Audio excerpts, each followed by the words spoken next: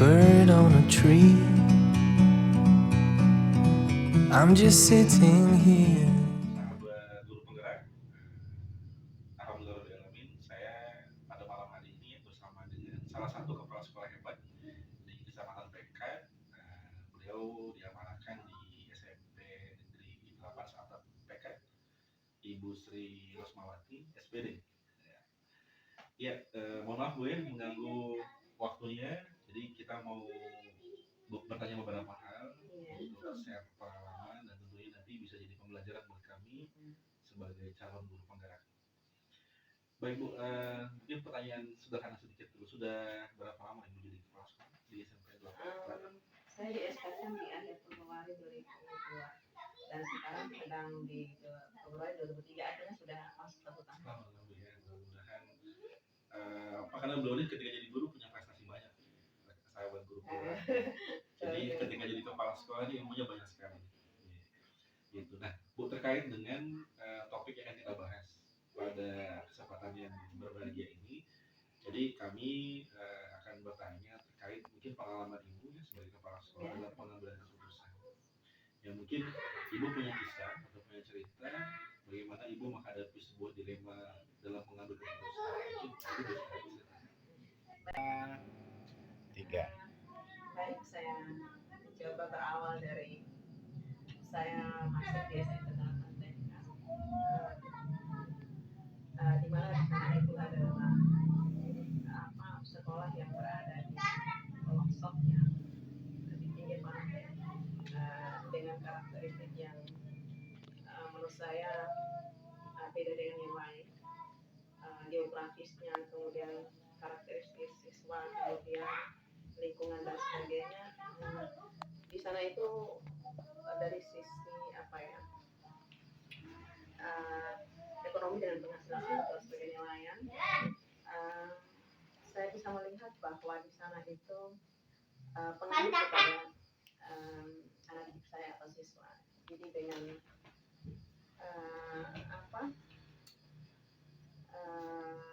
mata pencaharian orang tuanya yang nelayan, saya sejauh pantauan saya selama 1 tahun ini, saya melihat bahwa anak-anak itu justru ke sana arahnya.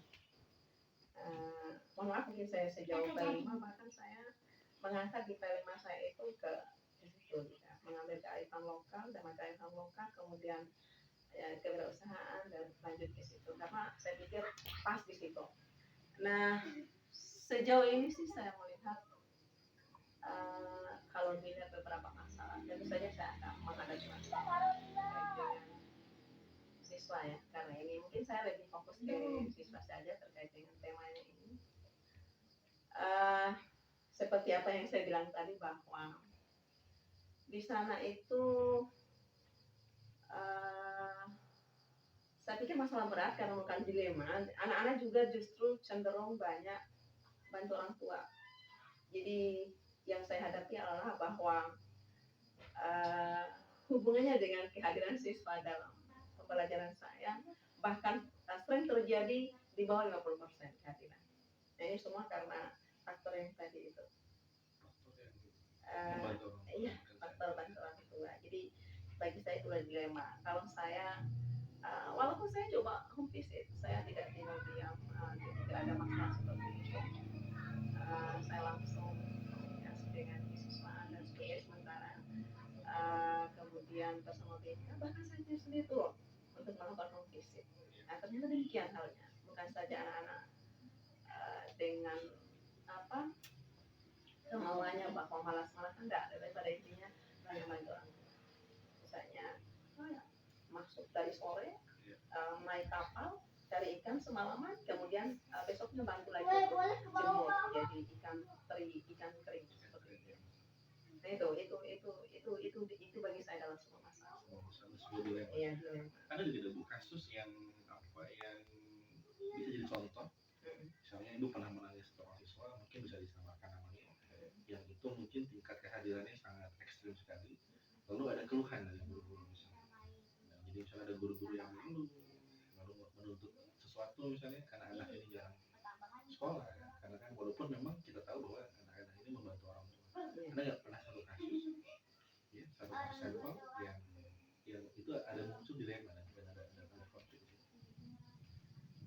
Eh, tentu saja itu pasti. Biasanya selain di apa guru-guru keluhannya di lapangan, saya di kelas dan sebagainya, tentu saja nanti mereka akan naikkan di rapat.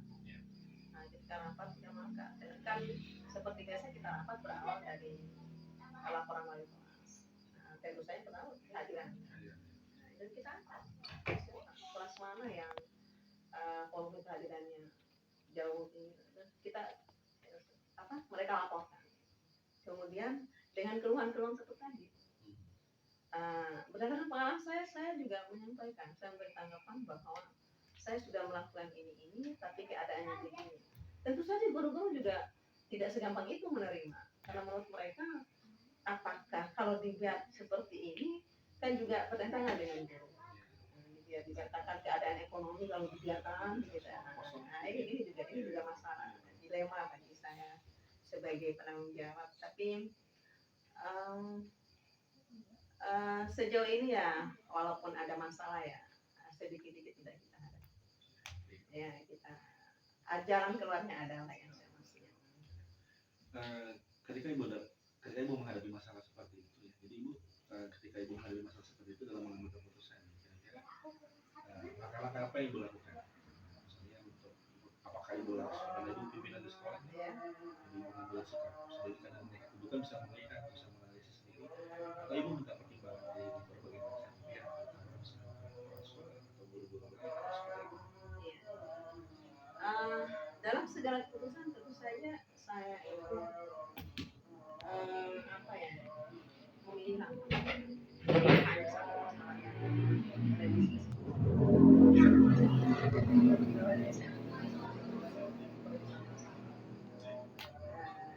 Saya mengangkat dulu, apalagi masalah ini kan dari suci, jadi langsung masuk ke masalah. Kemudian langsung saya tangkap. Kemudian dari masalah itu jadi cari Jadi dalam rapat kemudian tentu saja pemecahan ini kan bagaimana menuntaskan masalah. Kemudian selanjutnya kita coba mengidentifikasi dari langkah-langkah yang kita mau.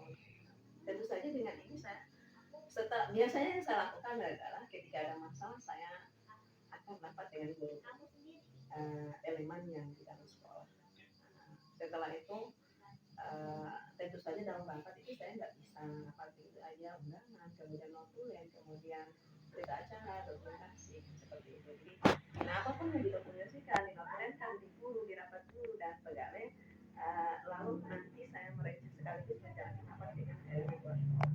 Nanti akan saya naikkan di agenda rapat dengan elemen seperti komite, wali murid, masalah dan bisa naikkan. Kemudian setelah itu diangkat sampai rapat bersama, kemudian mengidentifikasi langkah apa yang harus. Kemudian mengambil alternatif. Kita memilih yang terbaik. Kita begini kira-kira apa yang bisa kita pakai supaya masalah ini bisa kita selesaikan. Kemudian kita memilih yang terbaik dan saya dengan suara bersama. Setelah itu menentukan setelah terpilih alternatif terbaik, kemudian kita mengambil kesepakatan dengan saya tentu saja saya mengambil kebijakan tidak bisa dengan suara sendiri atau tentu berbagai elemen, baik elemen di dalam sekolah maupun di luar sekolah. Kemudian setelah itu mengambil pendapat, lalu perumusan pengambilan keputusan. Itulah yang akan dilakukan. pernah tidak ibu misalnya mengangkat masalah itu, mengangkat topik permasalahan, kemudian dibawa ke dalam rapat, baik itu di lingkup sekolah maupun di lingkup yang lebih luas, komite dan wali misalnya sebagainya. Yang itu misalnya di sebagian besar guru-guru atau komite misalnya menyepakati suatu hal yang secara pribadi ibu sebenarnya kurang setuju. Misalnya misalnya ada keinginan dari dewan guru ataupun komite misalnya dalam rapat itu, yang itu mungkin bertentangan dengan keputusan yang ingin ibu ambil sebenarnya.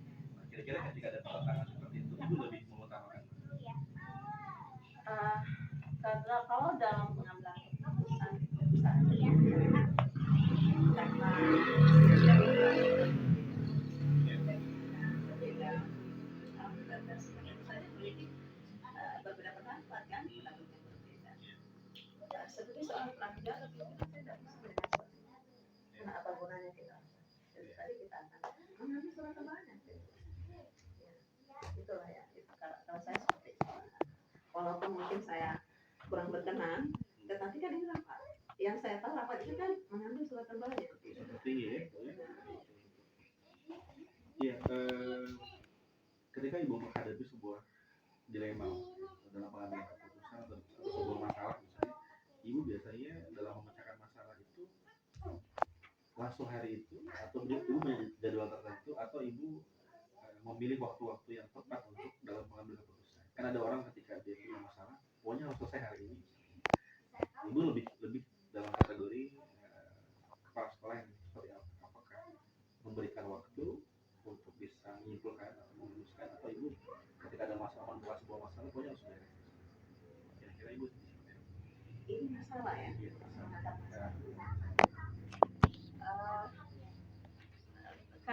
Kan kita dalam mengambil keputusan dengan suara bersama tadi tentunya rapat dan sebagainya. Menurut saya ada kriterianya. Jadi ketika keputusan itu harus diambil pada saat itu ya mau tidak mau memang harus diambil pada saat itu. Tetapi kalau keputusan misalnya kayak masalah siswa tadi saya pikir itu tidak bisa kita saya akan merancang bahwa ada kan pantangan diberikan jadwal tentunya nanti kan ada apa bimbingan keistimewaan guru BK dan sebagainya, mungkin bantuan wali murid, jadi tidak bisa segampang itu, jadi tidak bisa setuntas secepat itu. Jadi setelah rapat mungkin kita akan sepakati bahwa setelah ini kita akan berlangkah-langkah dengan membuat jadwal dan sebagainya untuk menuntaskan. Jadi boleh saya kasih kesimpulan kondisional ya. Jadi kalaupun ada masalah yang butuh cepat diselesaikan, ya segera ya, diselesaikan. Tapi ketika ada yang kaitannya dengan ya, mungkin ya. masa depan seseorang, nah itu butuh waktu untuk menyimpulkan. Iya. Kemudian pertanyaan selanjutnya, Bu Kepala, kira-kira dalam pengambilan keputusan Ibu sebagai kepala sekolah, ada nggak misalnya pihak-pihak yang membantu atau misalnya mempermudah Ibu dalam mengambil keputusan di sekolah? Di sekolah. Nah, di sekolah. Saya bertanya dulu apakah elemen di dalam sekolah atau di luar sekolah? Boleh di luar sekolah ataupun di dalam juga. Ya, kira-kira membantu. Iya, sepanjang saya menjalani tugas sebagai kepala sekolah selalu ada, terutama di sekolah paling komite yang kuat. Punya peran penting. Komite sangat membantu. Bahkan pemerintah desa ya pemerintah desa mungkin mewakili masyarakat ya. Seperti itu. Jadi banyak pihak-pihak yang membantu saya di SMP 8. Terakhir Bu Kepala, kira-kira dari pengalaman Ibu apa namanya menyelesaikan masalah ataupun kasus dilema etika dalam pengambilan keputusan, kira-kira pembelajaran apa yang bisa Ibu bagikan ke kita? Jadi ketika kita mungkin saya atau teman-teman di Guru Penggerak mengalami kondisi yang sama dengan Ibu, nah, kira-kira apa pesan yang bisa Ibu sampaikan ke kita? Saya mungkin langsung fokus ke masalah tadi ya. Ya, siswa itu dimana buat saya itu secara mandiri itu dilema bagi saya, karena sepanjang kita tahu anak-anak ini wajib belajar ya. Anak-anak membutuhkan pendidikan belajar, karena apalagi level SMP itu benar-benar bagi saya tanamkan ilmu yang tetapi keadaan ekonomi juga tidak tapi saya mungkin tidak terlalu jauh berbicara bahwa panggilan jiwa saya sebagai seorang pendidik dan sekarang sebagai penanggung jawab, saya bisa memetik kesimpulan bahwa dengan seperti ini menghadapi dilema seperti ini, kemudian mengambil suatu keputusan sebijak mungkin, tentu saja keputusan saya merasa bahwa inilah kita, jadi kita bisa mengambil hikmahnya, dipanggil samping panggilan jiwa sebagai seorang pendidik, mendidik, memberikan pengajaran pendidikan semuanya kepada siswa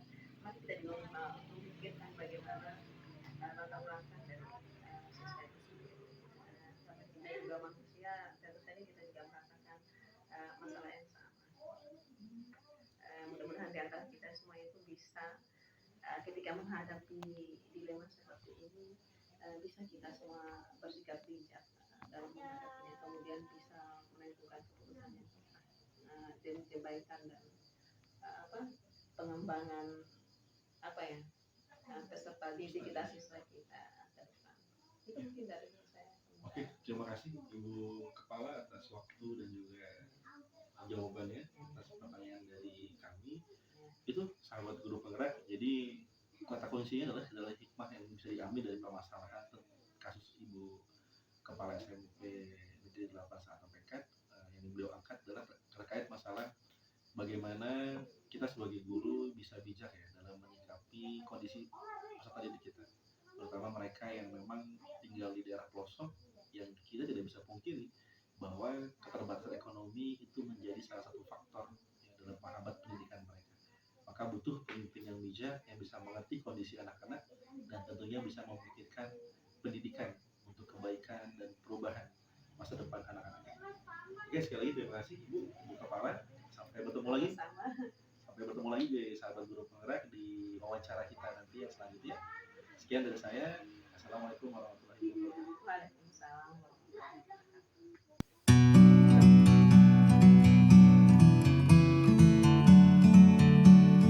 Assalamualaikum warahmatullahi wabarakatuh, sahabat guru penggerak. Jadi alhamdulillah saya di sini bersama dengan Bapak Kepala Sekolah saya, Bapak Edi Akbar SPT. Beliau merupakan kepala dari SMK Negeri 1 Pekat. Gimana Pak Kepala kabarnya? Alhamdulillah baik. Alhamdulillah baik ya.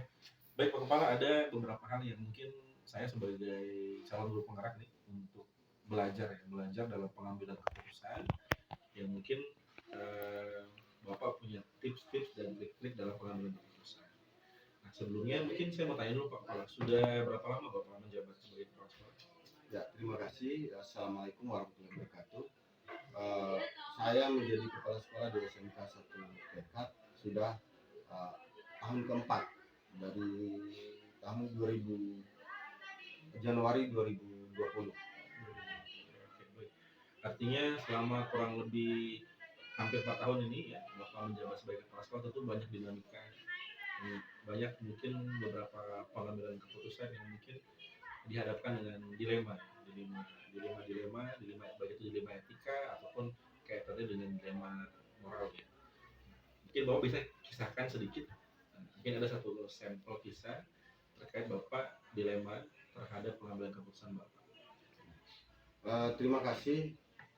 Memang untuk menjadi seorang pimpinan apalagi kepala sekolah sebuah lembaga yang cukup besar, faktor yang sangat penting dan yang utama sekali dan menjadi tugas yang memang sangat berat yang dirasakan selama saya jadi kepala sekolah adalah dalam hal pengambilan keputusan. Dalam hal ini kita tidak bisa lari dari hal-hal itu, walaupun dalam artian itu sangat terbebani dan sangat berat untuk menjadi kepala sekolah itu. Contoh kasus dalam pengambilan keputusan untuk dilema-dilema yang terjadi di sekolah, kadang kita diberikan dua pilihan yang sangat sulit.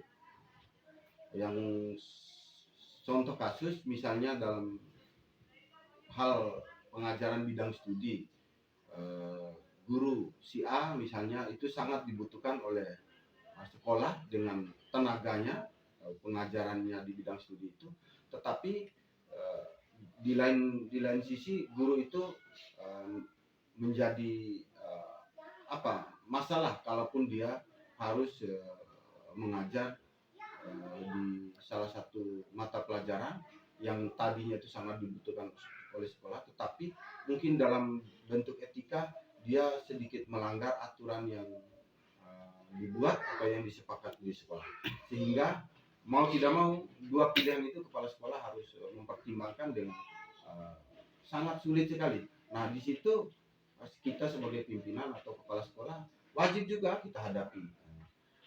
Satu sisi tadi kepala sekolah sangat membutuhkan dia atau siswa sangat membutuhkan, tetapi berpengaruh juga terhadap bagaimana nama baik ataupun istilahnya untuk masa depan sekolah itu juga.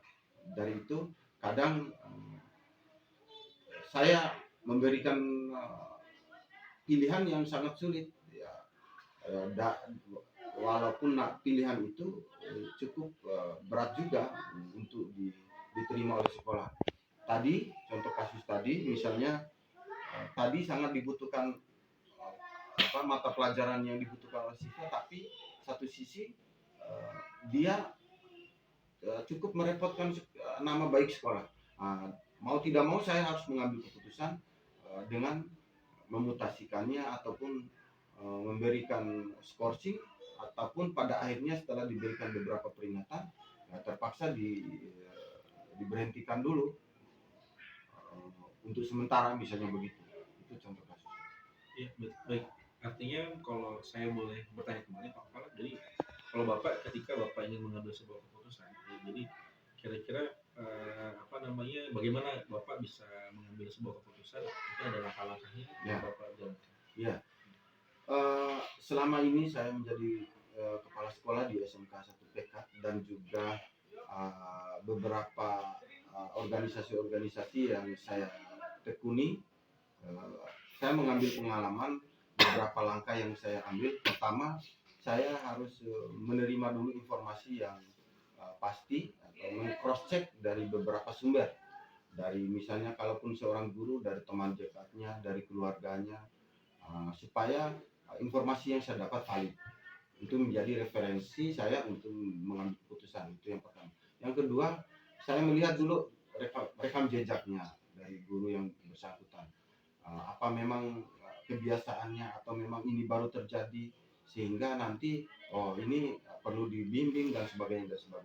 Kemudian yang ketiga, saya tidak serta-merta karena saya sebagai pimpinan, karena hak prerogatif sebagai kepala sekolah langsung serta-merta memutuskan sesuatu itu tanpa harus dengan saya melewatinya. Ada di sekolah itu ada wakasek, ada guru senior, ada yang lebih berpengalaman dari saya, mungkin ada masukan dari luar. Jadi kerja ataupun pendapat dari teman-teman dekat yang mungkin jadi atau panduan saya, orang tua dan sebagainya, itu yang menjadi landasan juga untuk dalam rangka mengambil keputusan tadi. Jadi tidak serta-merta pengambilan keputusan itu hanya berdasarkan alibi sendiri atau pendapat sendiri. Jadi saya harus menimbang dari beberapa masukan dari teman dekat, dari senior dan sebagainya. Itu pengalaman saya. Ya, misalnya seperti yang Bapak tadi bilang bahwa bagaimana Bapak dihadapkan dengan sebuah permasalahan yang kita bicarakan. Permasalahan ini bukan bicara baik benar ya. Artinya mungkin di satu sisi ada kebaikannya, di satu sisi ada kebaikan. Tapi Bapak harus memutuskan. Kira-kira Bapak akan seperti apa ketika menghadapi kondisi? Iya, misalnya dua pilihan itu, segala resiko sebuah keputusan itu pasti ada akibatnya. Walaupun keputusan satu itu punya resiko tersendiri, kebaikannya ada kebenaran. Keputusan dua juga ada juga resiko tersendiri dan juga ada kebenarannya. Saya patokannya adalah bagaimana saya mementingkan kepentingan umum. Jadi kepentingan misalnya kalau di sekolah, bagaimana dari saya memutuskan itu tidak hanya untuk fokus untuk siswa saja, kebaikannya tidak hanya untuk guru saja, tetapi saya mengorbankan sesuatu yang memang itu sangat benar, tetapi demi kepentingan kebersamaan yang levelnya umum atau orang banyak, saya akan memilih satu keputusan itu walaupun akibat atau efeknya ada yang dirugikan, misalnya begitu. Jadi kesimpulan kalaupun dua pilihan itu, saya akan menimbang ini untuk kepentingan, kalau memang itu kepentingan untuk nama baik sekolah, apapun yang terjadi keputusan itu ya dengan resiko saya harus mengambil keputusan yang demi masa depan dan nama baik sekolah. Itu yang saya utamakan pengalaman. Ketika ada permasalahan, terutama dalam pengambilan keputusan yang kaitannya dengan dilema etika atau dilema moral, Bapak biasanya dalam memutuskan masalah itu dalam memimpin, apakah karakternya harus diselesaikan segera atau butuh waktu untuk penyelesaian itu sehingga dapat menghasilkan keputusan yang benar-benar tepat gitu ya. Iya. Nah, kira-kira Bapak karakter yang pokoknya kalau ada masalah harus segera diselesaikan, atau Bapak tipikal yang saya harus timbang-timbang, harus memikirkan Iya. sampai mengambil menghasilkan keputusan. Ya, pengalaman juga berbicara bahwa itu tergantung situasionalnya. Kalau memang itu urgen, misalnya harus diputuskan dalam waktu 1 minggu, dalam waktu 1-2 hari, atau kalau memang situasionalnya itu bisa kita undurkan, nah, kita bisa mengambil beberapa kebijakan, beberapa akibat dari efek-efek yang ditimbulkan dari keputusan itu. Kalau memang sifat saya tetap prioritasnya tetap diselesaikan, tetapi melihat keadaan dulu. Kalau memang keadaannya sangat mendesak, mau tidak mau saya harus putuskan, tetapi dengan dasar tadi, dengan proses tadi. Walaupun itu keputusannya diberi jangka waktu 1 minggu atau 1-2 hari, wajib juga tergantung keadaan tadi. Tapi kalau memang tidak terlalu urgen, saya akan menimbang, menunggu masukan. Walaupun prinsip saya tetap terselesaikan, tetapi secara istilahnya apa ya, harus menimbang betul akibat yang dari efek keputusan itu. Baik, dalam pengambilan keputusan terkait dilema etika tadi, Pak Kepala, ada nggak kira-kira di lingkungan Pak Kepala sendiri nih, baik itu di dalam maupun di luar sekolah, yang kira-kira punya peran membantu dalam dalam pengambilan keputusan? Ya, kira-kira ada atau tidak? Ada.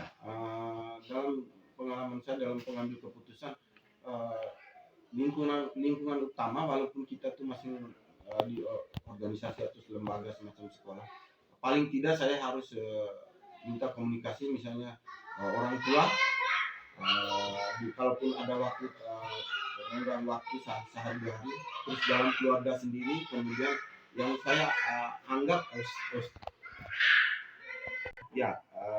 saya lanjutkan tadi bahwa yang berperan penting dalam pengambilan keputusan adalah walaupun itu urusan kelembagaan, tetapi paling tidak unsur dalam keluarga secara pelan saya meminta pertimbangan dan sebagainya, dan juga orang-orang yang saya percayakan yang mungkin selama dalam saya memimpin itu bisa memberikan input atau masukan yang terbaik dalam hal pengambilan keputusan yang bersangkutan yang dimaksud.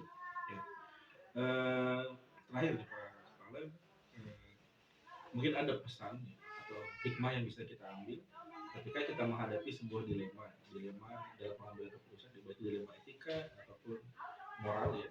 Kira-kira Bapak punya pesan tidak kepada kita semua ini, sehingga ketika kita menghadapi kondisi itu kita bisa menghasilkan keputusan yang tepat?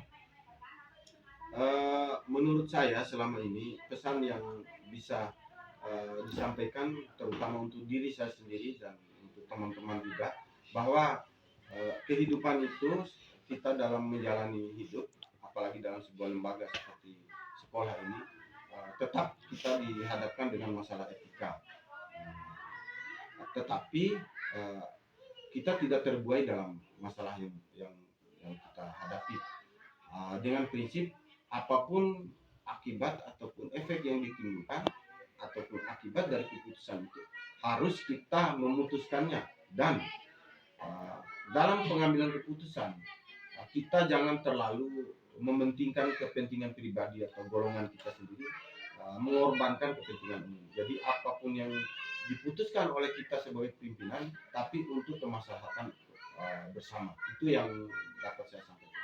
Terima kasih. Oke, demikian rekan-rekan guru penggerak ya. Tadi kita sudah sedikit berbincang-bincang terkait bagaimana kita bisa menyikapi dilema etika dan dalam mengambil keputusan. Jadi mudah-mudahan obrolan kita dengan Bapak Kepala SMK TPK bisa memberikan gambaran dan tentunya bisa mengambil pembelajaran ya, sehingga nanti ketika kita dikasih kepercayaan oleh lembaga ini untuk bisa menjadi pemimpin, kita bisa bijak dan tepat dalam menyikapi permasalahan, termasuk dalam kasus dilema etika dalam mengambil keputusan. Baik, sampai bertemu kembali. Terima kasih. Sama-sama. Sampai bertemu lagi di lain kesempatan. Assalamualaikum warahmatullahi wabarakatuh. Waalaikumsalam.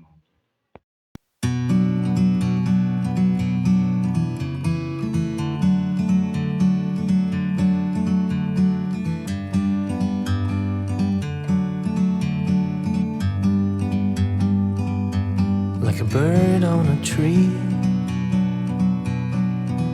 I'm just sitting here.